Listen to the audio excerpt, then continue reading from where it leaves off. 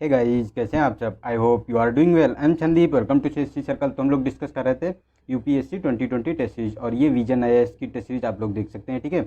और ये test series number 36 का सेकेंड पार्ट है। इससे पहले हमने इसका फर्स्ट पार्ट भी लोड कर दिया है, ठीक है।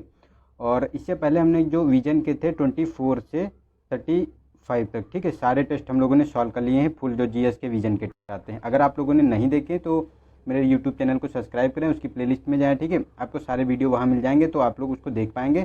और ये बहुत ही अच्छे ये टेस्ट सीरीज होती है, और हिंदी में ये हम पूरा डिस्कशन करेंगे, ठीक है। तो आप लोग इसको देख सकते हैं, ताकि जो है आप एग्ज़ाम हॉल में बहुत ही अच्छे से वहाँ पे परफॉर्म कर पाएँ, ठीक है। और इसकी अगर पीडीएफ आप लोगों को चाहिए तो आप लोग ऐसा कीजिए, मैंने उसका टेलीग्राम का लिंक जो दे दिया है नीचे, ठीक है, उसको ज्वाइन कर लीजिए। वहाँ से आपको इसका पीडीएफ भी मिल जाएगा, वहाँ आपको कोई भी प्रॉब्लम फेस नहीं करनी पड़ेगी, ताकि आप लोग इसको एक दो बार रिवीजन कर लें, ठीक है।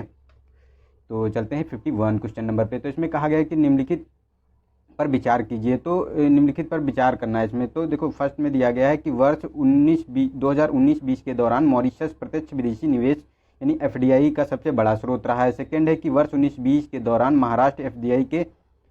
महाराष्ट्र ने एफडीआई का सर्वाधिक अंश प्राप्त किया है। थर्ड है कि सरकार द्वारा रक्षा विनिर्माण में स्वचालित मार्ग के अंतर्गत 100% एफडीआई की अनुमति प्रदान कर दी है।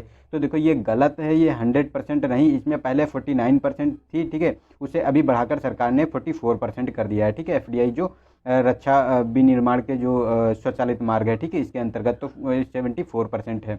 और इसमें ये जो कहा है कि 19-20 में जो के दौरान महाराष्ट्र ने एफडीआई में सर्वाधिक अंश प्राप्त किया है, तो ये सही है। और अगर बात करें कि कितना इसने जो है, तो 7.26 जो है बिलियन यूएस डॉलर ये इसने एफडीआई प्राप्त किया है। और ये जो फर्स्ट में कहा गया कि मॉरिशस, तो ये मॉरिशस नहीं है, सबसे ज़्यादा एफडीआई जो है जो विदेशी निवेश सबका सबसे बड़ा निवेशक इंडिया में, ये मॉरिशस नहीं था, ये पिछली बार था, ठीक है, पिछले साल, ये जो 18-19 की बात करें, ठीक है, तो उसमें था। लेकिन इस बार जो है सिंगापुर ने जो है उनका पहला स्थान रहा है। सिंगापुर से भारत में एफडीआई आया है 15 जो यूएस बिलियन डॉलर के समथिंग जो है आया है, ठीक है। तो ये भी आप ध्यान रख सकते हैं। तो हमारा सेकेंड केवल इसमें सही हो जाता है, ए ऑप्शन, और फर्स्ट एंड थर्ड गलत हो जाते हैं, ठीक है।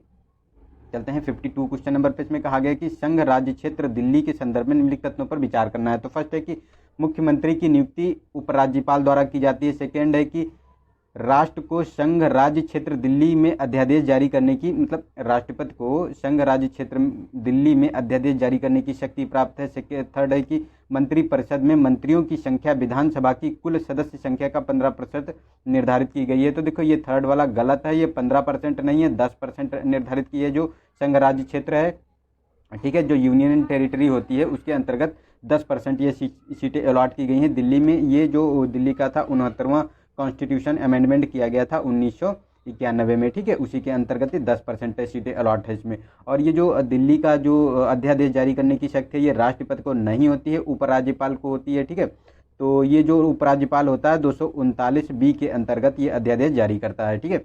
और ये जो फर्स्ट में कहा गया है कि जो मुख्यमंत्री की नियुक्ति उपराज्यपाल द्वारा की जाती है, तो ये भी गलत है। जो दिल्ली संघ राज्य क्षेत्र दिल्ली है, वहाँ जो है मुख्यमंत्री की नियुक्ति जो है राष्ट्रपति द्वारा की जाती है, ना कि उपराज्यपाल द्वारा। तो ये जो आपको देखने को मिलेगा, तीनों के तीनों स्टेटमेंट हमारे गलत हो जाते हैं। तो हमारा डी ऑप्शन सही है, ठीक है, केवल डी सही है इसका।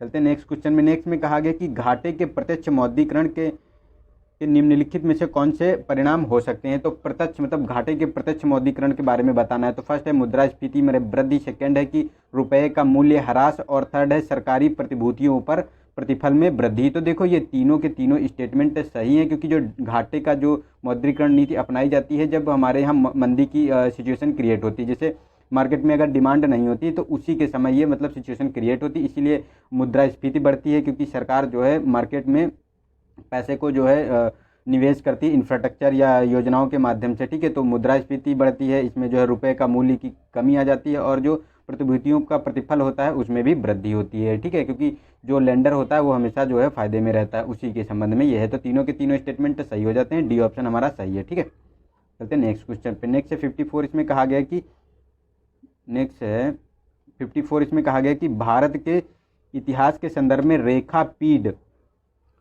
पीढ़ा, देउल और खाकरा निम्नलिखित में से किससे संबंधित है। तो फर्स्ट है कि पूर्वोत्तर भारत की युद्ध कला नृत्य शैलियों से, सेकेंड है कि उड़ीसा के मंदिरों की स्थापत्य संबंधी विशेषताओं से, और सी ऑप्शन है कि ताल वाद्य यंत्रों के प्रकारों से, डी है कि जैन साथियों के खंडों से। तो देखो इसका बी ऑप्शन सही है। जो उड़ीसा के मंदिरों की स्थापत्य संबंधी शैली की ये विशेषताएं हैं, ये इन्हीं विशेषताओं के आधार पर इन्हें वर्गीकृत किया गया है। तो इसे रेखापिंड, पीढ़ा देउल और खाकरा, इन तीनों में विभाजित किया गया है, जो उड़ीसा के मंदिरों की विशेषता है। ठीक है, और ये नागर शैली में, जो पुरी का मंदिर है ये मतलब ठीक है, जगन्नाथपुरी, ये सब मतलब नागर शैली में निर्मित हैं, उसी के संबंध में ये मतलब उनकी विशेषताएं हैं। ठीक है, चलते नेक्स्ट क्वेश्चन पे। नेक्स्ट है 54। इसमें कहा गया है कि निम्नलिखित में से कौन सा विद्युत अधिनियम 2003 के अंतर्गत सौंपे गए केंद्रीय विद्युत विनियामक आयोग के कार्य हैं। तो अनिवार्य कार्य के बारे में बताना है। तो फर्स्ट है केंद्र सरकार के स्वामित्व या इसके द्वारा नियंत्रित उत्पादक कंपनियों के प्रशुल्क का विनियमन करना। ठीक है,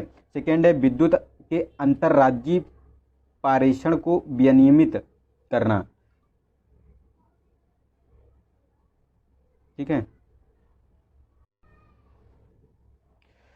सेकेंड है कि विद्युत के अंतर्राज्यीय पारेषण को विनियमित करना। थर्ड है कि अनुज्ञप्ति धारकों द्वारा सेवा की गुणवत्ता, निरंतरता और विश्वसनीयता के संबंध में मानकों को भी निर्दिष्ट और प्रवृत्त करना। तो ये तीनों के तीनों स्टेटमेंट जो आपको कहे गए हैं विद्युत अधिनियम 2003 के अंतर्गत में सही हैं। ठीक है, तो ए ऑप्शन सही हो जाता है तीनों के तीनों। ठीक है, क्योंकि जो ये विद्युत अधिनियम 2003 का है, इसके अंदर केंद्र सरकार के स्वामित्व और उसके द्वारा नियंत्रित उत्पादक कंपनियों को प्रशुल्क और विनियमित करना है। और सेकेंड है कि अंतर्राज्यीय पारेषण को विनियमित करना है। और ये अनुज्ञप्ति धारकों द्वारा सेवा की गुणवत्ता, निरंतर और विश्वासनीयता के संबंध में मानकों को विनिर्दिष्ट एवं प्रवृत्त करना है। ठीक है, यानी लागू करना है। तो ये सही है इनके बारे में। चलते हैं नेक्स्ट क्वेश्चन पे। नेक्स्ट है हमारा 56। इसमें कहा गया है केंद्र एवं राज्य के मध्य विधायी संबंधों के वितरण के संदर्भ में निम्नलिखित कथनों पर से कौन सी सही है ये बताना है। तो फर्स्ट है राज्य द्वारा संघ सूची के किसी भी विषय पर विधि का निर्माण नहीं किया जा सकता। सेकेंड है अवशिष्ट शक्तियों के संबंध में विधि के निर्माण की शक्तियां राज्य में निहित की गई हैं। तो ये गलत है। जो अवशिष्ट शक्तियां होती हैं इस पर केवल संसद जो है नियम बना सकती है और कोई भी इस पर विधि नहीं बना सकता है। राज्य का इस पर कोई अधिकार नहीं हो जाता है, क्योंकि जो 7वीं अनुसूची दी है उसमें 3 सूचियां दी गई हैं। ठीक है, एक है संघ सूची, ठीक है, एक है स्टेट मतलब राज्य सूची, और एक है समवर्ती सूची। तो जो संघ सूची होती है इसके अंतर्गत जो है संघ अपना जो विधि बनाता है यानी नियम बनाता है, और उसके बाद जो राज्य सूची होती है उसके संबंध में राज्य बनाता है। लेकिन जो ये संघ सूची मतलब जो ये हमारी समवर्ती सूची होती है, ठीक है, इसमें आपको देखने को मिलेगा राज्य भी इस पे जो है नियम बना सकता है और जो है संसद भी बना सकती है। ठीक है, तो इसके संबंध में लेकिन इसमें किया ये जाता है कि अगर इसमें राज्य मतलब संघ ने कोई नियम बना दिया है समवर्ती सूची पे, तो वही मान्य होगा जो अगर कंट्राडिक्ट होती है राज्य और संघ के नियमों में। ठीक है, लेकिन इन तीनों सूचियों के अंतर्गत जो विषय शामिल नहीं किए जाते हैं, ठीक है, ये तीनों के बाद जो विषय बच जाते हैं उन्हें अवशिष्ट शक्तियों के अंतर्गत रखा जाता है और इस पे संसद कानून बनाती है। ठीक है, तो ये हमारा सही हो जाता है। और ये संघ सूची के किसी भी विषय पर विधि नहीं बना सकती, तो हमारा ये स्टेटमेंट सही है, तो हमारा ए ऑप्शन इसमें सही हो जाता है। ठीक है, चलते हैं नेक्स्ट क्वेश्चन पे। नेक्स्ट है 57। इसमें कहा गया है कि अशोक के अभिलेख के संदर्भ में अशोक के अभिलेखों के निम्नलिखित में से कौन सी लिपियां प्रयुक्त की थी। तो मतलब अशोक के जो अभिलेख लिखे गए थे, ठीक है, अभिलेख और स्तंभ लेख जो लिखे गए हैं उसमें कौन सी जो लिपियां प्रयुक्त हुई हैं उसके बारे में बताना है। तो फर्स्ट है कि खरोष्टी, सेकेंड है ब्राह्मी, थर्ड है रोमन या लैटिन, और फोर्थ है यूनानी। तो देखो इसमें जो लैटिन जो है इसका यूज नहीं किया गया है जो अशोक के शिलालेख हैं, ठीक है, लेकिन ग्रीक यानी यूनानी और ब्राह्मी, खरोष्टी, इन तीनों लिपियों का प्रयोग किया गया। इसके साथ साथ अमराइक लिपि का भी प्रयोग किया गया है। ठीक है, लेकिन जो ब्राह्मी लिपि है ये मतलब भारतीय उपमहाद्वीप में इसका बहुत ही मात्रा में बहुत ज़्यादा प्रयोग किया गया है। और ये जो देखने को मिलेगी यूनानी और अमराइक लिपि, इसको जो है जो देखा गया था आपका अफगानिस्तान वाला क्षेत्र, ठीक है, वहाँ पे इसका जो बहुत ज़्यादा मात्रा में इसका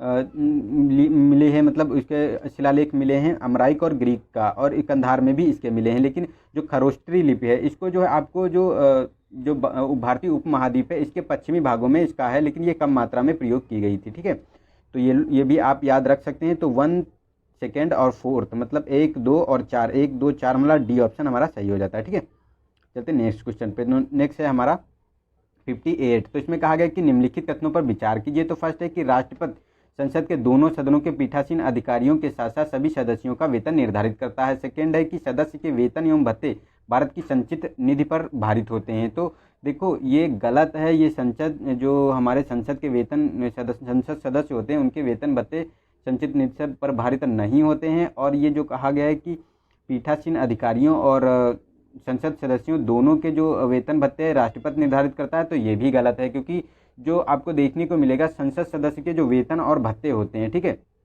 ये संसद सदस्य वेतन भत्ता और पेंशन अधिनियम एक आया था 1954 का, उसके अंतर्गत निर्धारित किए जाते हैं, ना कि ये राष्ट्रपति करता है। और इसके अंतर्गत इसके साथ साथ आपको देखने को मिलेंगे जो ये पीठासीन अधिकारी होते हैं यानी उपाध्यक्ष अध्यक्ष, तो ये संसद के अधिकारी अधिनियम, ठीक है, संसद के अधिकारी अधिनियम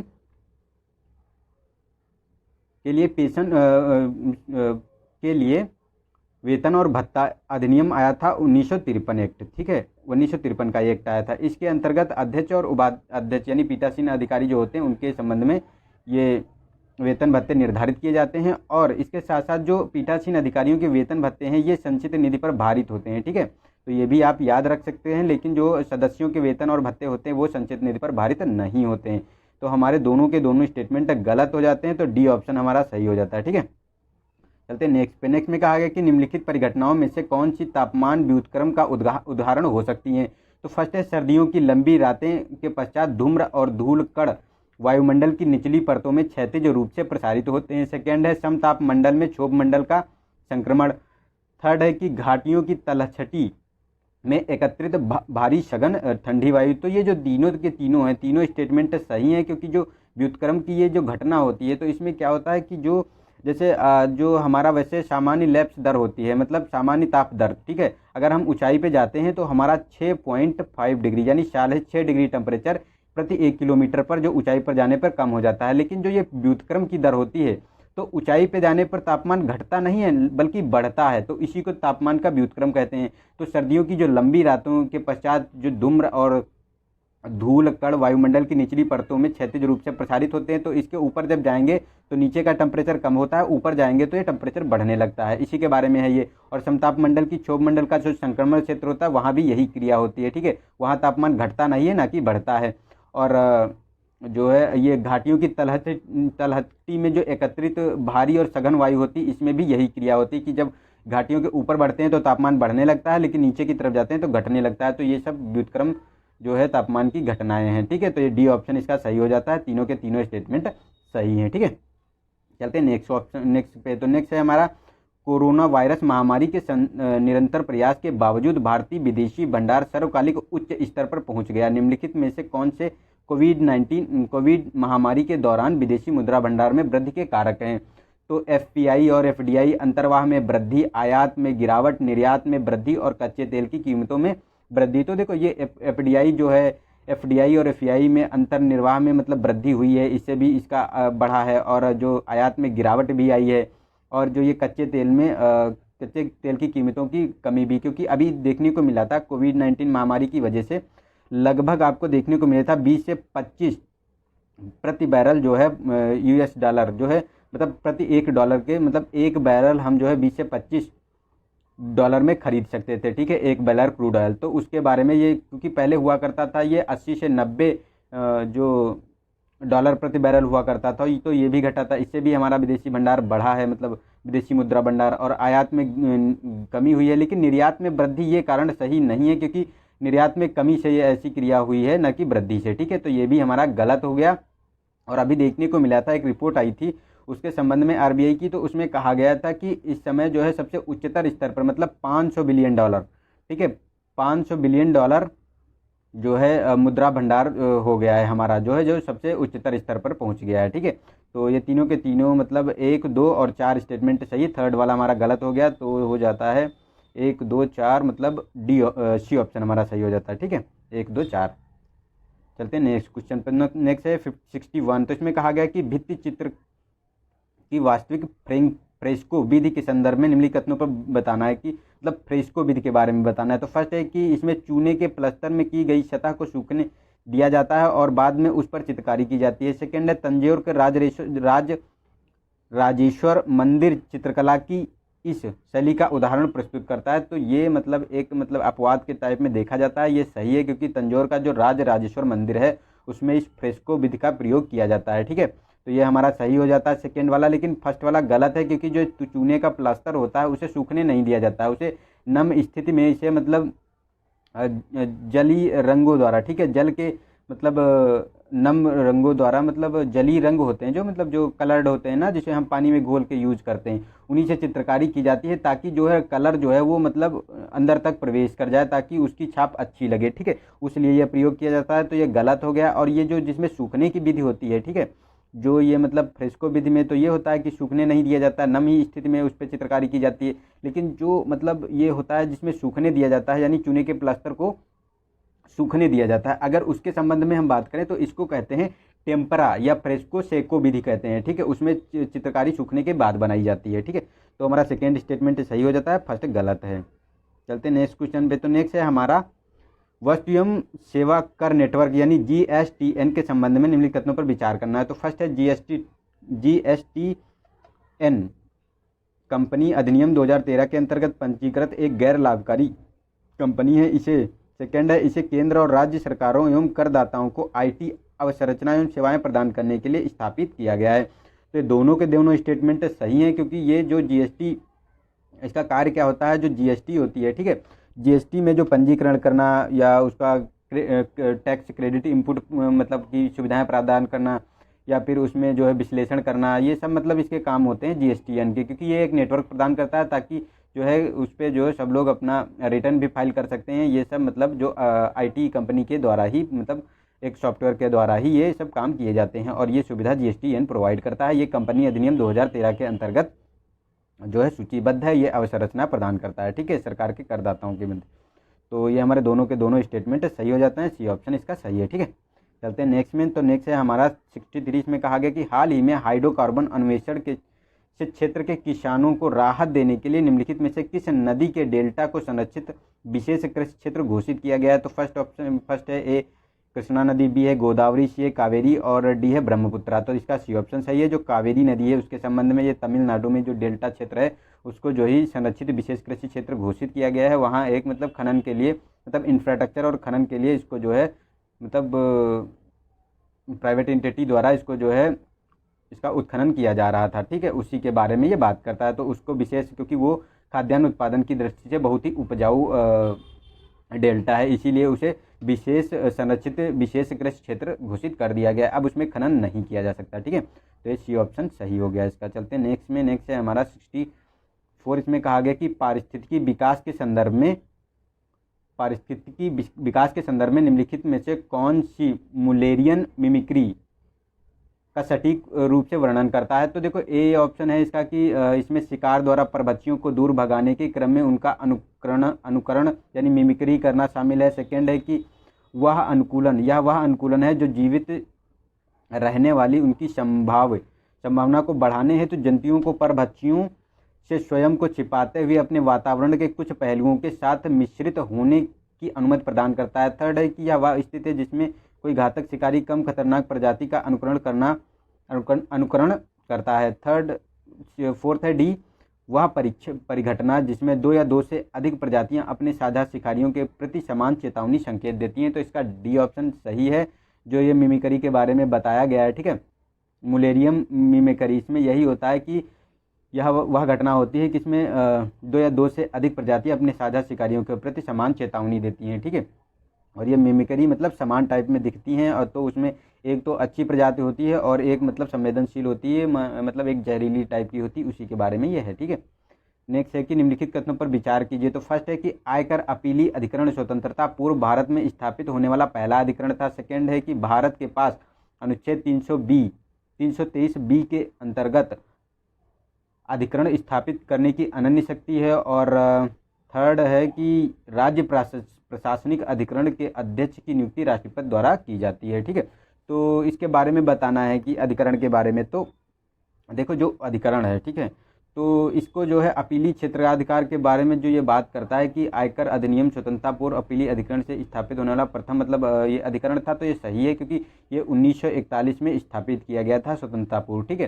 तो ये पहला अधिकरण था, अपीली अधिकरण था, ठीक है। और सेकेंड में जो ये कहा गया है कि मतलब जो ये बात करता है, तो इसमें ये गलत है क्योंकि ये संसद के पास एक अनन्य अधिकार नहीं है। इसमें जो है राज्यों को अधिकार दिया गया है कि ये मतलब अधिकरण जो है नियुक्त कर सकते हैं, उसके लिए विषय दिए गए हैं। जैसे मतलब कराधान से कोई संबंधित मामला है, उसके लिए अधिकरण जो है बनाया जा सकता है। राज्य सरकार द्वारा भूमि सुधार से संबंधित कोई नियम है या शहरीकरण संपत्ति से कोई नियम है, तो इसमें भी राज्य सरकार ये अधिकरण बना सकती है, संसद भी इस पे बना सकती है, दोनों बना सकते हैं। ठीक है, तो ये अनन्य अधिकार इसका नहीं है। सेकेंड स्टेटमेंट हमारा गलत हो जाता है। और राज्य प्रशासनिक अधिकरण के अध्यक्ष की नियुक्ति राष्ट्रपति द्वारा की जाती है। ठीक है, क्योंकि जो राष्ट्रपति द्वारा इसकी की जाती है, ये अधिकरण जो है 233A के अंतर्गत इसकी जो है स्थापना की जाती है। ठीक है, 223A के अंतर्गत, तो इसका सी ऑप्शन हमारा सही हो जाता है। ठीक है, तो चलते हैं नेक्स्ट क्वेश्चन पे।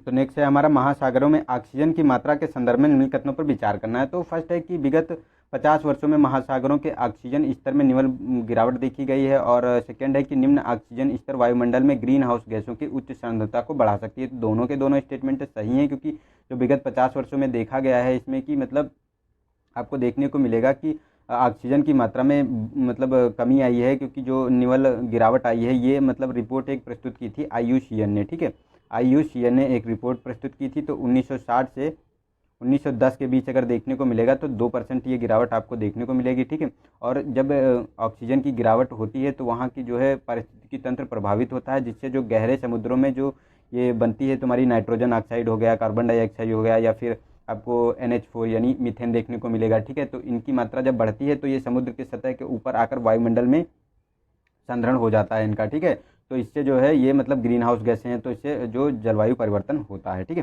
तो हमारा जो है सी ऑप्शन सही है। दोनों के दोनों स्टेटमेंट सही हैं इसमें।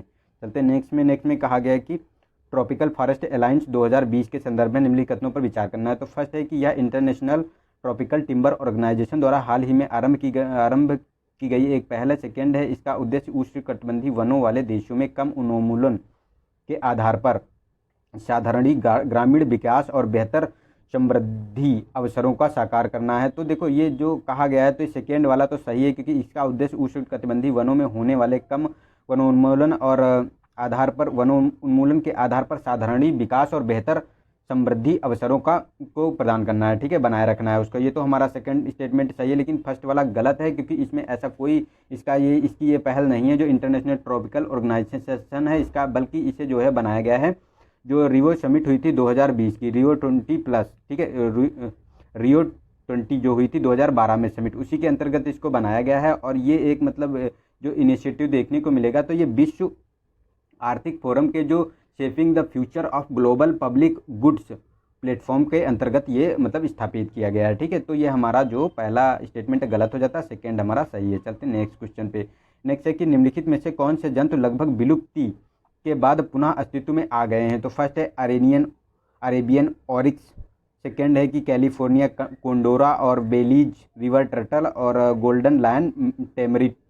तो इसमें देखो ये चारों के चारों आपको देखने को मिलेंगे जो पहले विलुप्त हो गए थे, और ठीक है अब इनका अस्तित्व में फिर आया है। ये गोल्डन लायन टेरिम्ट देखने को मिलेगा, ये ब्राज़ील में पाया जाता है। ठीक है, और बेलीज रिवर टर्टल जो ये आपको देखने को मिलेगा, ठीक है, ये नदी में देखने को मिलता है, ऑस्ट्रेलिया की नदी में देखने को मिलता है। और ये कैलिफोर्निया कोंडोरा गिद्ध है जो ये एक प्रकार का गिद्ध है, और जो ओरियन ऑरिक्स है जो, ठीक है, ये मृदा जो एक प्रकार का मृग है जो अमेरिका में पाया जाता है। तो चारों के चारों स्टेटमेंट सही हैं, डी ऑप्शन हमारा सही हो जाता है। ठीक है, चलते हैं नेक्स्ट क्वेश्चन में। हाल ही में सुर्खियों में रही स्वीकृत विकास निधि का उद्देश्य। तो फर्स्ट है कि बाल विकास, विवाह आदि जैसी पारंपरिक सामाजिक प्रथाओं को समाप्ति की स्वीकृति बढ़ाने के लिए बजटीय आवंटन में वृद्धि। सेकेंड है कि भारत के श्रेणी फर्स्ट और श्रेणी 4-6 के शहरों में डेबिट और क्रेडिट कार्ड से संबंधित स्वीकृति अवसंरचना को सुनिश्चित करना है। थर्ड है कि सी ऑप्शन आगामी वर्षों में स्वीकृति वास्तविकता के रूप में कृत्रिम बुद्धिमत्ता को बढ़ावा देना है। डी ऑप्शन है कि भारत में आकांक्षी जिलों में तकनीकी आर्थिक विकास को बढ़ावा देना है। तो जो इसमें ये कहा गया है कि स्वनिधि के बारे में, स्वाकृति विकास निधि के बारे में, तो ये देखो सेकेंड ऑप्शन सही है, क्योंकि ये भारत के श्रेणी 3 और श्रेणी 4 के शहरों की डेबिट अवसंरचना कार्ड से संबंधित स्वीकृत अवसंरचना की वृद्धि को सुनिश्चित करता है, और ये आरबीआई की एक पहल है। ठीक है, आरबीआई के अंतर्गत इसको किया जा रहा है, तो हमारा बी ऑप्शन सही हो जाता है। नेक्स्ट चलते हैं 70 क्वेश्चन नंबर। इसमें कहा गया कि प्राचीन भारत के इतिहास के संदर्भ में निम्नलिखित राजवंशों को कालक्रम में व्यवस्थित कीजिए। तो फर्स्ट है पुष्यभूति वंश, सेकंड है शुंग वंश और थर्ड है गुप्त वंश। तो इसमें देखो देखने को मिलेगा जो गुप्त वंश था, ठीक है, तो गुप्त वंश आपको तीसरी शताब्दी से 543 ईस्वी तक देखने को मिला था, तीसरी शताब्दी से 543 ईस्वी, ठीक है। और ये जो शुंग वंश था तो ये आपको देखने को मिलेगा 187 ईसा पूर्व से 78 ईसा पूर्व तक, ठीक है, तो ये देखने को मिला था ईसा पूर्व तक। और ये पुष्यभूति वंश की बात करें तो ये आया था 6 से 7 ईसा शताब्दी में देखने को मिला था। ये इसका मतलब लास्ट शासक जो था ये था हर्षवर्धन, ठीक है, तो ये सबसे बाद में आया है। सबसे पहले शुंग वंश आया है, उसके बाद गुप्त वंश आया है और उसके बाद पुष्यवत वंश आया है, क्योंकि ये गुप्त वंश के बाद ही जो पुष्यवत शुंग वंश आया है, इसी के समाप्ति के बाद। तो हमारा सही हो जाता है 2 3 1, ठीक है, 2 3 1। तो हमारा देखो 2 3 1 सही हो जाता है सी ऑप्शन, ठीक है, 2 3 1। चलते हैं नेक्स्ट क्वेश्चन पे। नेक्स्ट में कहा गया है कि भारत में सार्वजनिक वितरण प्रणाली पीडीएस के संदर्भ में निम्नलिखित कथनों पर विचार कीजिए। तो फर्स्ट है कि पीडीएस खाद्य सुरक्षा अधिनियम 2013 के अंतर्गत स्थापित की गई भारतीय खाद्य सुरक्षा प्रणाली है। सेकेंड है कि पात्र परिवारों की पहचान करना, राशन कार्ड जारी करना तथा उचित मूल्य की दुकानों के लिए कार्यकरण पर्यवेक्षक केंद्र सरकार द्वारा किया जाता है। तो ये गलत है, ये जो आपको देखने को मिलेगा ये राज्य सरकार द्वारा किया जाता है, ना कि केंद्र सरकार द्वारा, ठीक है, क्योंकि परिवारों की पहचान करना और राशन कार्ड जारी करना और उचित मूल्य की दुकानों का कार्यकरण व पर्यवेक्षण राज्य सरकार द्वारा ही किया जाता है, ठीक है। और फर्स्ट में जो कहा गया है कि ये खाद्य सुरक्षा अधिनियम जो खाद्य सुरक्षा अधिनियम 2013 के अंतर्गत है, तो ये भी गलत है, क्योंकि ये खाद्य सुरक्षा अधिनियम 2013 के अंतर्गत नहीं है। ये आपको देखने को मिलेगा जो आवश्यक वस्तु अधिनियम 1955 का था, ठीक है, आवश्यक वस्तु अधिनियम 1955, उसी के अंतर्गत आपको सार्वजनिक वितरण प्रणाली नियंत्रण आदेश 2001 के अंतर्गत इसको जो है बनाया गया था, ठीक है। तो और ये उपभोक्ता मामले एवं खाद्य एवं सार्वजनिक वितरण मंत्रालय के अंतर्गत कार्य करता है, तो ये भी आप ध्यान रख सकते हैं। और केंद्र सरकार का इसमें क्या महत्व होता है, तो केंद्र सरकार में क्या करता है कि एफसीआई द्वारा अनाज की खरीद की जाती है, उसका भंडारण किया जाता है और उसका परिवहन किया जाता है, उसके बाद राज्यों को आवंटन किया जाता है अनाज का, ठीक है, ये केंद्र सरकार का काम होता है। लेकिन ये सेकेंड वाले स्टेटमेंट जो कहा गया कि ये राज्य सरकार का काम होता है, तो पहला ऑप्शन हमारा सही हो जाता है, ठीक है। नेक्स्ट चलते हैं, निम्नलिखित में से किनका प्रावधान भारतीय संविधान के भाग 3 के अंतर्गत मूल अधिकारों के रूप में किया गया है। तो सेकेंड है, फर्स्ट है कि संघों और यूनियनों के लिए मान्यता प्राप्त कराने का अधिकार, सेकेंड है कि टेलीफोन वार्तालाप की टैपिंग के विरुद्ध अधिकार, और थर्ड है कि 6 से 14 वर्ष की आयु के बच्चों के लिए निःशुल्क अनिवार्य शिक्षा। तो देखो ये स्वतंत्रता के अधिकार के अंतर्गत आता है, इसे आर्टिकल 21 में इसका प्रोविजन किया गया है, ठीक है, निःशुल्क शिक्षा और बच्चों को निःशुल्क शिक्षा के लिए 6 से 14 वर्ष। लेकिन अब नई शिक्षा नीति आई है, उसमें जो है 3 से 18 वर्ष जो है अनिवार्य निःशुल्क शिक्षा का प्रोविजन कर दिया गया है। और ये जो टेलीफोन वार्तालाप टैपिंग के विरुद्ध अधिकार के बारे में बात करते हैं, तो ये 19A में जो है वाक ऑन अभिव्यक्ति के संदर्भ में इसको जो है मूल अधिकार के अंतर्गत रखा गया है। लेकिन ये गलत है फर्स्ट वाला, क्योंकि ये जो संघ और यूनियनों के लिए मान्यता नहीं प्राप्त करता है, ये मतलब बनाने का अधिकार देता है, ना कि मान्यता प्राप्त करने का। तो ये हमारा गलत हो गया, तो सेकेंड और थर्ड हमारे सही हो जाते हैं, तो बी ऑप्शन हमारा सही है, ठीक है। चलते हैं नेक्स्ट क्वेश्चन पे। तो नेक्स्ट में कहा गया है कि फ्यूल सेल के संदर्भ में निम्नलिखित कथनों पर विचार कीजिए। तो फर्स्ट है फ्यूल सेल प्रत्यावर्ती धारा के रूप में विद्युत उत्पन्न करते हैं। सेकेंड है कि उन्हें रासायनिक अभिक्रिया बनाए रखने के लिए ईंधन और ऑक्सीजन की निरंतर आपूर्ति की आवश्यकता होती है। थर्ड है कि हाइड्रोजन फ्यूल सेल हाइड्रोजन परमाणु कैथोड पर आयनित होते हैं। तो देखो इसमें जो कहा गया है तो ये कैथोड पे नहीं होते, जो थर्ड स्टेटमेंट में ये एनोड पर होते हैं, ठीक है, ये एनोड पर होते हैं, ना कि कैथोड पे। और जो इसमें कहा गया है कि तो ये तो सेकेंड वाला सही है, क्योंकि इन्हें रासायनिक अभिक्रिया बनाए रखने के लिए ईंधन और ऑक्सीजन की निरंतर आपूर्ति की आवश्यकता होती है। लेकिन फर्स्ट में ये गलत है, क्योंकि ये एसी पे नहीं डीसी मतलब डायरेक्ट करंट यानी दिष्ट धारा पे ये काम करता है, ना कि एसी पे करता है, ठीक है। तो ये भी हमारा स्टेटमेंट गलत हो जाता है, तो केवल 2 हमारा सही हो जाता है, बी ऑप्शन। चलते नेक्स्ट क्वेश्चन पे। इसमें कहा गया है कि विभिन्न भारतीय सिविल सेवकों के संदर्भ में निम्नलिखित कथनों पर विचार करना है। तो फर्स्ट है कि लॉर्ड कैनिंग ने प्रसंविदात्मक और गैर प्रसंविदात्मक सिविल सेवाओं की शुरुआत की थी। और बी ऑप्शन है 1861 के भारतीय परिषद अधिनियम में सर्वप्रथम सिविल सेवकों की जो भर्ती की खुली प्रतियोगिता परीक्षा का प्रावधान किया गया था। सी है कि लॉर्ड कॉर्नवालिस ने सर्वप्रथम जिला कलेक्टर का पद सृजित किया था। और डी है कि भारत सरकार अधिनियम 1919 के में सिविल सेवक मतलब ICS भर्ती परीक्षा को भारत और इंग्लैंड में पृथक रूप से आयोजित किया जाने का प्रावधान किया गया था। तो ये डी ऑप्शन सही है। जो सिविल सेवाओं के संबंध में कहा जा रहा है तो ये भारतीय भारतीय सरकार अधिनियम 1919 जो मांडेमिंटो रिफॉर्म था, ठीक है, उसी के बारे में ये बात करता है। उसी के बाद भारत और इंग्लैंड दोनों में खुली सिविल सर्विसेज की जो है खुली प्रतियोगिता परीक्षा का प्रयोजन कर दिया गया था। नेक्स्ट चलते हैं 75। इसमें कहा गया कि अंतर्राष्ट्रीय धार्मिक स्वतंत्रता गठबंधन के संदर्भ में निम्नलिखित कथनों पर विचार करना है। तो फर्स्ट है, यह विश्व भर में देश के धार्मिक स्वतंत्रता रक्षा और संरक्षण हेतु प्रयास करने वाला गठबंधन है। सेकेंड है, यह गठबंधन संयुक्त राष्ट्र शैक्षिक वैज्ञानिक सांस्कृतिक संगठन के तत्वाधान में किया गया है। थर्ड है कि भारत इस गठबंधन का संस्थापक सदस्य है। तो ये गलत है, ये भारत इसका संस्थापक सदस्य नहीं है और यह गठबंधन संयुक्त राष्ट्र और वैज्ञानिक संगठन के तत्वाधान में नहीं किया गया, ये भी हमारा गलत है। और जो ये कहा गया है कि यह विश्व भर के देशों में धार्मिक स्वतंत्रता और रक्षा संरक्षण हेतु उपाय करने वाला एक गठबंधन है। तो जो ये मतलब जो फर्स्ट में कहा गया है, ठीक है, तो ये स्टेटमेंट हमारा सही हो जाता है। तो ये वाला हमारा सही है क्योंकि यही ये मतलब काम करता है। तो ए ऑप्शन हमारा सही है। और ये मतलब इसमें भारत तो नहीं है, लेकिन इसके साथ साथ ये यूएसए का एक इनिशिएटिव, यूएसए ने ये गठबंधन बनाया है 27 देशों के साथ मिलकर, ठीक है। तो उसमें क्या कहा है कि उसमें किया गया है कि ये मतलब वैचारिक समानता रखने वाले भागीदार देशों का संघ होगा, ठीक है। तो इसके बारे में है ना कि इन सब में बारे में, तो हमारा ये स्टेटमेंट एक सही हो जाता है, ए ऑप्शन, ठीक है। चलते हैं 76 क्वेश्चन नंबर पे। तो इसमें कहा गया है कि घड़ियाल के संदर्भ में निम्नलिखित में से कौन सा सही है। तो फर्स्ट है, इसका परिवार भारतीय उपमहाद्वीप तक ही सीमित है। सेकंड है, इन्हें क्रिटिकली इंडेंजर्ड के रूप में वर्गीकृत किया गया है। थर्ड है, ये अधिकांशतः समुद्री परिवेश में पाए जाते हैं। तो ये गलत है, ये समुद्री परिवेश में अधिकांशतः नहीं पाए जाते हैं। लगभग ये जो आपको देखने को मिलेंगे ये नदी तंत्र में ज़्यादातर आपको इन देखने को मिलेंगे, ठीक है। क्योंकि जो ये होता है स्थायी नदियाँ जो होती हैं उनकी धाराएं होती, जलप्रपात होते हैं और ताज़े झीलों जो ताज़ेपन की झीलें होती उसमें ज़्यादातर देखने को मिलते हैं, ठीक है। तो ये हमारा गलत हो जाता है और ये भारतीय परिवेश तक ही मतलब उपमहाद्वीप तक ही सीमित है। तो ए स्टेटमेंट सही है और बी भी सही है क्योंकि इन्हें IUCN जो है, ठीक है, कि रेड लिस्ट में क्रिटिकली इंडेंजर्ड में वर्गीकृत किया गया है क्योंकि इनका बहुत ज़्यादा मात्रा में जो है शिकार किया जाता है क्योंकि ये औषधि रूप से इनसे औषधियाँ बनाई जाती है, इसीलिए ये मतलब बहुत ही महत्वपूर्ण होते हैं, ठीक है। तो ये आप लोग याद रख सकते हैं। ये गंगा नदी, गंगा की सहायक नदी, ब्रह्मपुत्री, काली और जो जो ये आपको इसमें देखने को मिलती हैं इन सब नदियों में आपको मिलेंगे, ठीक है। तो हमारा ए ऑप्शन सही हो जाता है, 1 और 2, ठीक है। थर्ड वाला गलत है। नेक्स्ट है 77।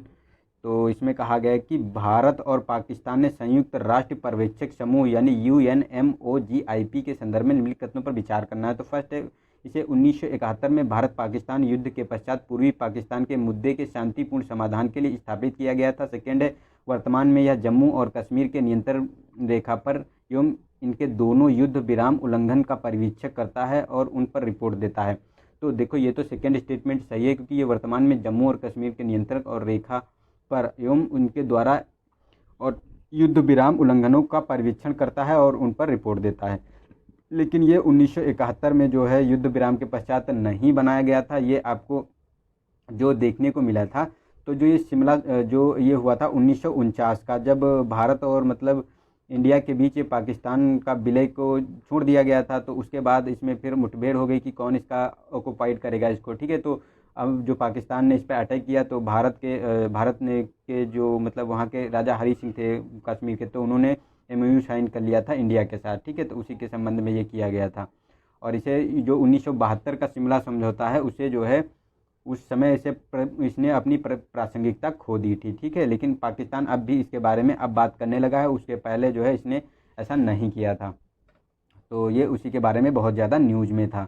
तो हमारा जो ये स्टेटमेंट सेकेंड स्टेटमेंट सही हो जाता है, फर्स्ट वाला गलत है। चलते हैं नेक्स्ट क्वेश्चन पे। तो नेक्स्ट है हमारा दानाकिल डिप्रेशन के बारे में बताना है कि ये मतलब किस क्षेत्र से संबंधित एक विशिष्ट संबंध है। तो यह एक विश्व की शुष्कता क्षेत्र है जहां विगत दशक में वर्षा दर्ज नहीं की गई है। सेकेंड बी है कि सन्मार्गी पवनों और जेट धाराओं से घिरा क्षेत्र है जो अद्वितीय वायुमंडलीय वलय का निर्माण करता है। सी है कि यह एकमात्र स्थान है जहां चरम पसंदगी यानी स्ट्रीमोफिल सूक्ष्म जीव भी जीवित नहीं रह सकते।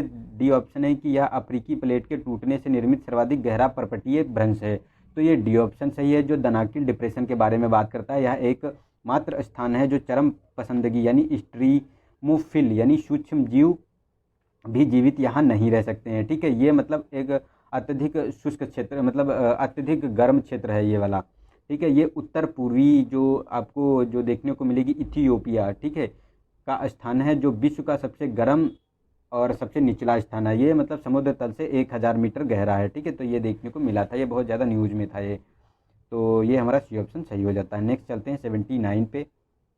तो इसमें कहा गया है कि 4 धाम राष्ट्रीय परियोजना के संदर्भ में निम्नलिखित कथनों पर विचार करना है। तो इसका उद्देश्य 4 नगरों यानी बद्रीनाथ, द्वारका, रामेश्वर और पुरी को जोड़ना है। सेकेंड है कि इसका निर्माण स्वदेश निर्माण योजना के अंतर्गत किया जा रहा है। तो ये गलत है, ये स्वदेश योजना के अंतर्गत नहीं किया जा रहा है। इसको जो है ब्रो यानी बोर्ड रोड ऑर्गेनाइजेशन द्वारा इसका निर्माण किया जा रहा है। और ये आपको देखने को मिलेगा जो ये बद्री और इनको नहीं जोड़ता है, ये भी गलत स्टेटमेंट है, क्योंकि ये जो उत्तराखंड में आपको देखने को मिलेंगे, जो उत्तराखंड में हैं आपको देखने को मिलते हैं, जो क्या ये हैं कि बद्रीनाथ, ठीक है, उसमें बद्रीनाथ और केदारनाथ, गंगोत्री, यमुनोत्री और उसके साथ कैलाश मानसरोवर की जो जाने वाली यात्रा के मार्ग हैं, ठीक है, उन्हीं सभी को ये आपस में जोड़ता है, उसी के बारे में यह बात करता है। ये 889 किलोमीटर का ये पूरा प्लेटफॉर्म है, उसमें 250 किलोमीटर जो है ये ब्रो यानी बोर्ड रोड ऑर्गेनाइजेशन द्वारा इसका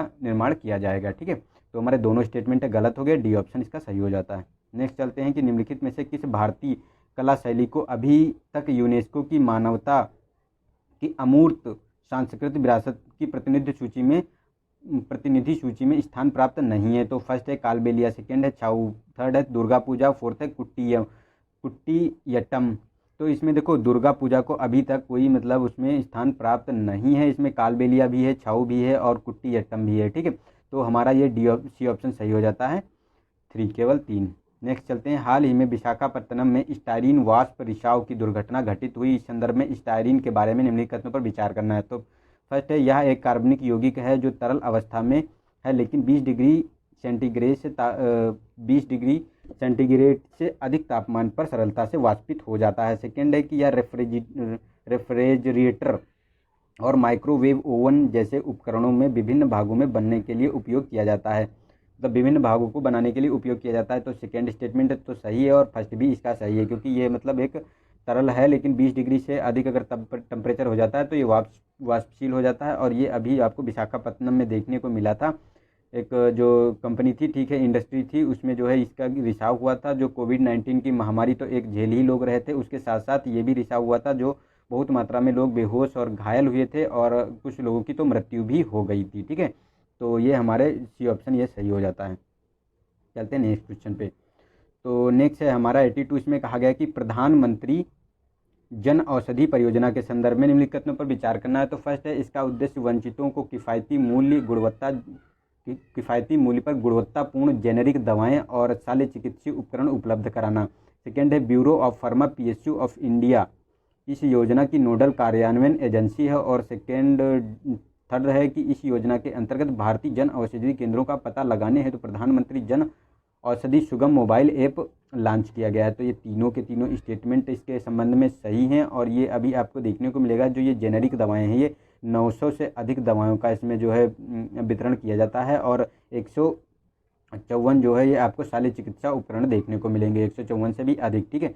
तो ये तीनों स्टेटमेंट सही हैं, हमारा डी ऑप्शन सही हो जाता है। चलते हैं नेक्स्ट क्वेश्चन पे। नेक्स्ट है कि भारतीय सरकार यानी भारत सरकार अधिनियम 1935 की विशेषताएं निम्नलिखित में से कौन शामिल थे, ये बताना है। तो फर्स्ट है, संघीय ढांचे का प्रावधान और निर्वाचन मंडल का भाग बनने के लिए संपत्ति की योग्यता और गवर्नरों के विवेकाधीन शक्तियों का प्रावधान। तो तीनों प्रोविजन उसमें किया गया था। इसके साथ साथ जो है केंद्र में द्वैध शासन का भी प्रोविजन किया गया था और सेंटर जो राज्यों में द्वैध शासन था उसे समाप्त कर दिया गया था, ठीक है। तो ये तीनों के तीनों स्टेटमेंट सही हो जाते हैं। चलते हैं नेक्स्ट क्वेश्चन पे। तो नेक्स्ट है कि विभिन्न पर्यावरणीय चिंताओं को उत्पन्न करने वाली हाल ही में स्वीकृत डेन्यूब ओडर एल्ब नहर द्वारा निम्नलिखित में से किन निकायों को जोड़ा जाना है। तो फर्स्ट है कि कैस्पियन सागर, अरल सागर और एडियाटिक सी। उसके बाद बी ऑप्शन है कि भूमध्य सागर और अटलांटिक महासागर। सी है कि काला सागर, उत्तरी सागर और बाल्टिक सागर। डी है इंग्लिश चैनल और उत्तरी सागर। तो इसका देखो सी ऑप्शन सही है, जो ये काला सागर, उत्तरी सागर और बाल्टिक सागर है, इसी के द्वारा जोड़ा जाएगा। डेन्यूब, ओडर और एल्ब जो नहर है, ठीक है, इसी के अंतर्गत जोड़ी जाएंगी ताकि जो है इन पे नौका गम्य जो है मार्ग बनाए जाएं, यानी मतलब ट्रांसपोर्ट जो है जली मार्गों का, मतलब हवाई जहाज़ों से जो ट्रांसपोर्ट होता है उसका भी इसमें सरलता से इसको लाया जा सके। ठीक है, तो ये सी ऑप्शन सही हो जाता है। चलते नेक्स्ट 85 में कहा गया है कि गुरु गोविंद सिंह के संदर्भ में निम्नलिखित कथनों पर विचार कीजिए। फर्स्ट है, उन्होंने औरंगजेब की सेना के विरुद्ध निरंतर युद्ध किया था। सेकेंड है कि ये बहादुर शाह के अधीन 500 जात और 5,000 जात और 5,000 सवार दर्जे के मनसबदार बन गए थे। और डी है, इनकी मृत्यु के पश्चात सिखों का नेतृत्व उनके विश्वसनीय शिष्य बंदा बहादुर द्वारा किया गया था। तो ये तीनों के तीनों स्टेटमेंट सही हैं उनके गुरु गोविंद सिंह के बारे में, और ये गुरुओं के जो अंतिम और 10वें गुरु थे। ठीक है, तो ये मतलब तीनों स्टेटमेंट सही हैं, तो हमारा जो डी ऑप्शन इसका सही हो जाता है। चलते नेक्स्ट क्वेश्चन पे। तो नेक्स्ट है कि निर्वाचनों के संदर्भ में निम्नलिखित कथनों में से कौन सा फर्स्ट पास्ट द सिस्टम के साथ अनुपातिक प्रतिनिधित्व का उपयोग करने का लाभ है। मतलब फर्स्ट पास्ट द सिस्टम के स्थान पर अनुपातिक प्रतिनिधित्व का प्रयोग करने का लाभ है। तो फर्स्ट है कि अल्पसंख्यक दलों और निर्दलीय प्रत्याशियों को संसद में सीटें के लिए बेहतर अवसर प्रदान होते हैं। सेकंड है कि संसदीय प्रणाली में एक स्थिर सरकार प्रदान करने की सर्वाधिक उपयुक्त है, और यह मतदाताओं को न केवल दलों के मध्य बल्कि विशिष्ट प्रत्याशियों के मध्य विकल्प प्रदान करती है। तो ये गलत है, ये विशिष्ट प्रत्याशियों के मध्य विकल्प नहीं प्रदान करती है। ठीक है, जो इसके बारे में कहा जा रहा है। और जो ये मतलब सेकेंड में कहा गया है कि ये मतलब संसदीय प्रणाली की एक स्थिर सरकार प्रदान करती है, तो ये भी गलत है, ये स्थिर सरकार नहीं प्रदान करती है जो ये अनुपातिक प्रतिनिधित्व प्रणाली है। ठीक है, तो इसके बारे में तो हमारा जो स्टेटमेंट एक सही हो जाता है। ये अल्पसंख्यक और निर्दलीय प्रत्याशियों को संसद में सीटों के बेहतर अवसर प्रदान होंगे। ठीक है, तो ये हमारा ए ऑप्शन इसका केवल एक सही हो जाता है, 2 और 3 गलत हो जाते हैं। ठीक है, चलते हैं नेक्स्ट में। तो नेक्स्ट है हमारा 87। इसमें कहा गया है कि यह असम स्थित राष्ट्रीय उद्यान के साथ ही एक जैव मंडल नीचे भी है। इसकी एक महत्वपूर्ण पक्षी क्षेत्र यानी IBA के रूप में भी पहचान की गई है। इसमें मुख्य रूप से आर्द्र सदाबहार वन और आर्द्र मिश्रित पर्णपाती वनों की विद्यमानता है। ठीक है, यह ब्रह्मपुत्र और उसकी सहायक नदियों के सीमाबद्ध एक द्वीप है। हाल ही में इसके भीतर एक विवादास्पद तेल खनन परियोजना के कारण सुर्खियों में रहा। उपयुक्त परिच्छेद में किसके बारे में वर्णन करता है। तो फर्स्ट है कि मानस राष्ट्रीय उद्यान, काजीरंगा राष्ट्रीय उद्यान और डिब्रू सोखावा राष्ट्रीय उद्यान और नामेरी राष्ट्रीय उद्यान। तो इसका सी ऑप्शन सही है, जो डिब्रू सोखावा राष्ट्रीय उद्यान है उसी के बारे में कहा गया है ये। ठीक है, ये उसी का उपयुक्त वर्णन करता है। चलते नेक्स्ट में कहा गया है कि निम्नलिखित में से कौन से सही सुमेलित है ये बताना है। तो मिशन दिए हुए हैं और उसके जो है उद्देश्य दिए हुए हैं। तो फर्स्ट है कि तियानवेन फर्स्ट, तो ये है मंगल मिशन है, मंगल ग्रह का मिशन है। और बी है अंटार्कटिका M, तो यह है समुद्री हिम की मोटाई मापने के लिए। और आइससेट 2, तो आर्कटिक की जलवायु की स्थितियों की निगरानी रखने के लिए। तो देखो तियानवेन फर्स्ट ये मंगल मिशन है, ये चाइना का है। ये मतलब ये चाइना का मंगल मिशन है जिसमें जो है ये उसकी स्थितियों की जानकारी देगा, उसका बेहतर सर्वेक्षण करेगा। उसके साथ साथ ये मतलब तीसरा देश बन जाएगा चाइना, USA और USSR के साथ कि ये मतलब लैंडर रोवर को वहाँ स्थापित करेगा। ठीक है, उसी में ये लॉन्च किया जाएगा 2021 में। और इससे पहले जो आपको देखने को मिलेगा रसिया और USA जो है वहाँ लैंडर रोवर को उतार चुकी है। हम लोग भी उतारने के लिए जो किया था, हमने चंद्रयान पर इसकी जो काम किया था, लेकिन वो हमारा विफल रहा, पूरी तरीके से सफल नहीं हो पाया था। ठीक है, लेकिन आर्कटिक M की बात करें तो ये आपको देखने को मिलेगा आर्कटिक की जलवायु की निगरानी हेतु ये उपग्रह है, ये रसिया का है। ठीक है, ये रूस का है। तो ये आर्कटिक की निगरानी के लिए, ना कि हिम मोटाई के लिए। और ये जो आर्कटिक क्षेत्र की जो ये हिम मोटाई है, तो ये आइस 2 जो ये USA का आर्टिक है, नासा द्वारा ये लॉन्च किया गया है, तो ये काम करेगा इसके बारे में। तो ये दोनों स्टेटमेंट गलत हैं, पहला सही हो जाता है इसके बारे में, ए ऑप्शन। ठीक है, चलते हैं नेक्स्ट क्वेश्चन पे। तो नेक्स्ट है 89। इसमें कहा गया प्रायः सुर्खियों में रहने वाला हेने गुआ साल्मिनिकोला पद संदर्भित करता है। तो फर्स्ट है कि हाल ही में खंबात की खाड़ी में खोजी गई मछली की एक विदेशी प्रजाति। सेकेंड है प्रतिरक्षा बढ़ाने वाली होम्योपैथी औषधि को। और सी है कि बिना ऑक्सीजन के श्वसन करने वाले नए खोजे गए जंतु और हाल ही में विकसित बछड़े के क्लोन। तो इसका देखो सी ऑप्शन सही है, ये हेने गुया साल्मिनिकोला जो है ये एक मतलब ऑक्सीजन के श्वसन बिना ऑक्सीजन के यानी अनाक्षी श्वसन के लिए खोजे गए एक जंतु हैं, जो जिनको श्वसन के लिए ऑक्सीजन की आवश्यकता नहीं है, ये एक सूक्ष्म जीव हैं।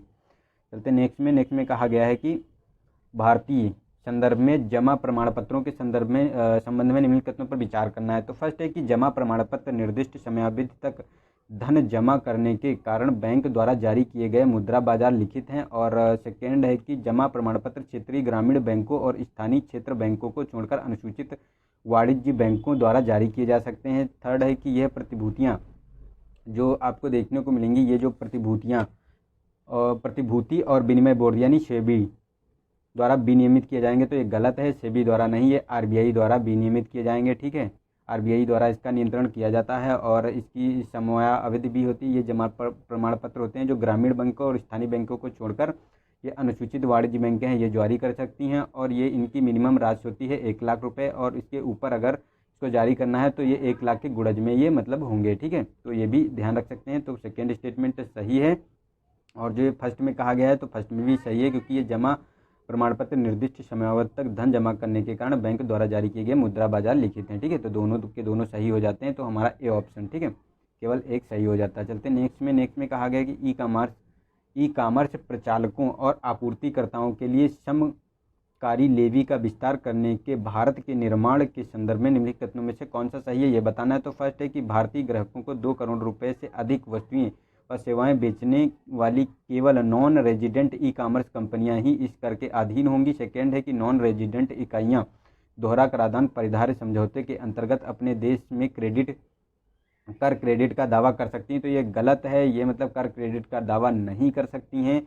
और इनको जो इसके अंतर्गत जो भारत में जो होने वाले राजस्व का 2% इनको जो है टैक्स देना होता है। तो पहले ही इनको कम टैक्स दिया जाता है, इसीलिए इनको इनपुट टैक्स के अंतर्गत नहीं रखा जाता है, इनपुट टैक्स क्रेडिट के अंतर्गत नहीं रखा जाता है, ठीक है। तो हमारा इसमें सही हो जाता है। अरे सॉरी, क्या हो गया यार। तो इसमें जो आपको देखने को मिलेगा, तो हमारा इसमें ऑप्शन सही हो जाता है केवल एक, ठीक है, केवल एक सही हो जाता है। चलते हैं नेक्स्ट क्वेश्चन पे। तो नेक्स्ट है हमारा 192। हाँ, इसमें कहा गया कि महात्मा गांधी ने 1910 में दक्षिण अफ्रीका में टॉलस्टॉय फर्म की स्थापना की थी। इसके संदर्भ में निम्नलिखित कथनों में से कौन सही है। तो फर्स्ट है कि यह सत्याग्रहियों के परिवारों को आश्रय प्रदान करने हेतु स्थापित किया गया था। सेकेंड है इसका वित्त पोषण भारतीय राष्ट्रीय कांग्रेस और मुस्लिम लीग द्वारा किया गया था। तो ये दोनों के दोनों स्टेटमेंट आपको सही है। 2010 में इसकी स्थापना की गई थी और 2013 में इसे समाप्त कर दिया गया था। और इसमें जो थे मुस्लिम लीग भी थी, कांग्रेस भी थी, इसके साथ साथ टाटा जो रतन टाटा थे इन्होंने इसमें पार्टिसिपेट किया था। और इसके साथ साथ आपको रतन टाटा भी थे। और इसमें जो आपको जो देखने को मिला था, तो जो हैदराबाद के जो निज़ाम थे उन्होंने भी इसमें पार्टिसिपेट किया था। तो ये दोनों के दोनों स्टेटमेंट सही हैं। तो सी ऑप्शन हमारा सही हो जाता है, ठीक है। चलते हैं नेक्स्ट क्वेश्चन पे। तो नेक्स्ट है 93। इसमें कहा गया कि निम्नलिखित उद्योगों में औद्योगिक विवाद अधिनियम 1947 के अंतर्गत लोक उपयोगी सेवा घोषित किया जा सकता है। तो फर्स्ट है बैंकिंग, सेकेंड है कि मुद्रण प्रेस और टक्साल,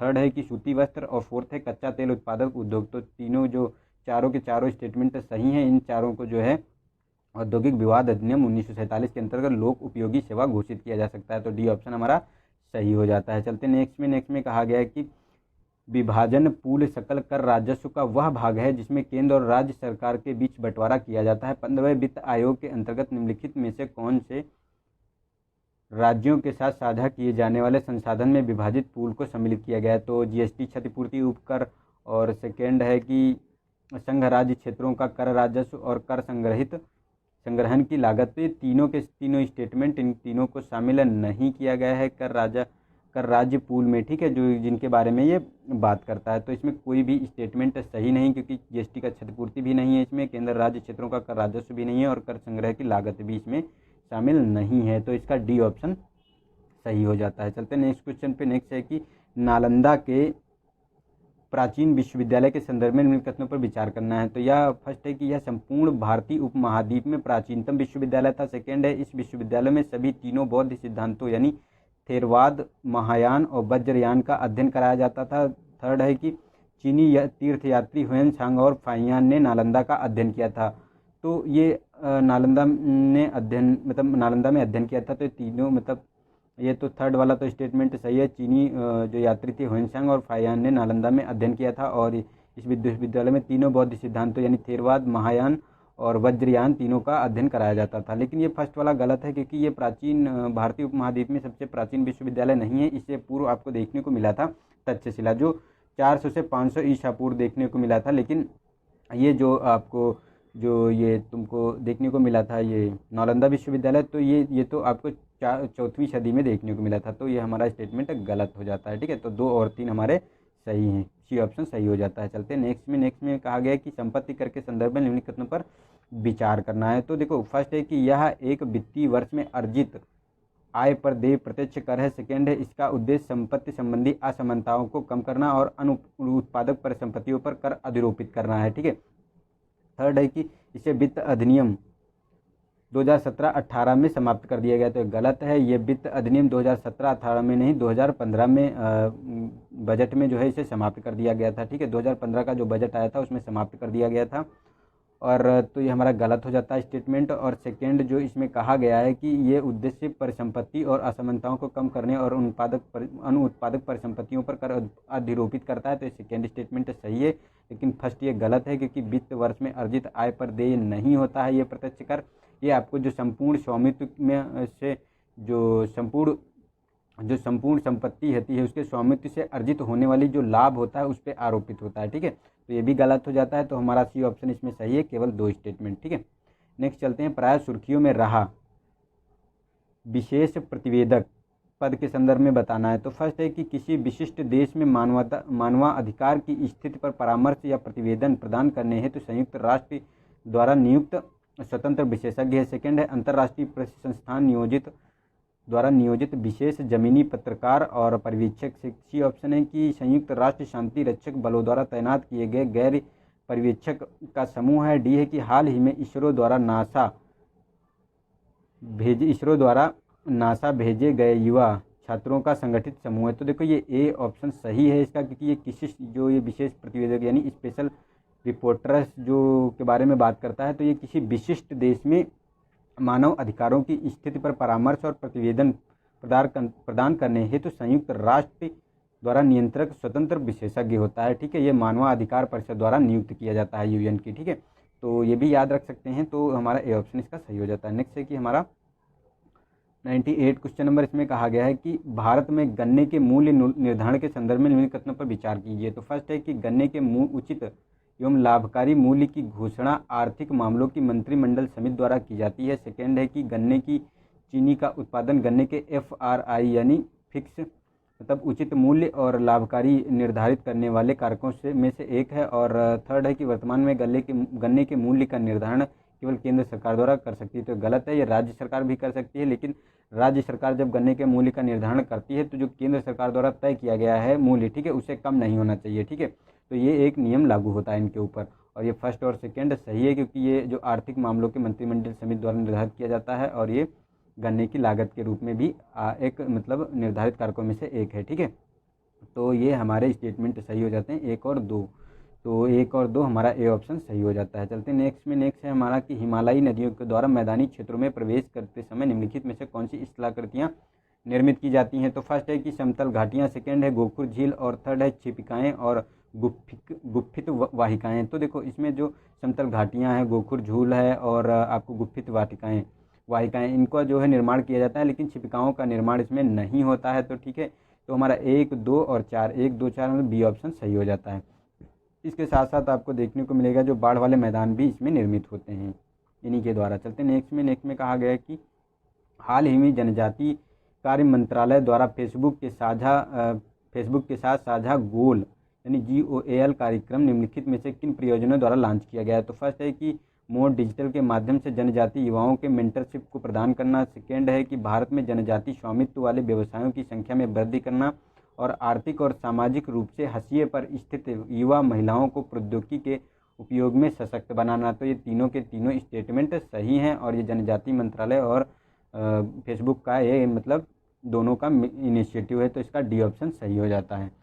तो हमने यहाँ 100 क्वेश्चन पूरे कर लिए हैं, ठीक है, मतलब 50 क्वेश्चन पूरे हो गए हैं। इसका कल आपको 37 का फर्स्ट पार्ट मिल जाएगा, ठीक है, 37 का फर्स्ट और सेकंड परसों मिल जाएगा। तो डेली हम लोग एक पार्ट जो है डिस्कस कर लेते हैं, ताकि आप लोग अपना रिवीजन भी करते रहें और आपको बर्डन भी ना हो, आप लोग वीडियो भी देख पाएँ, ठीक है।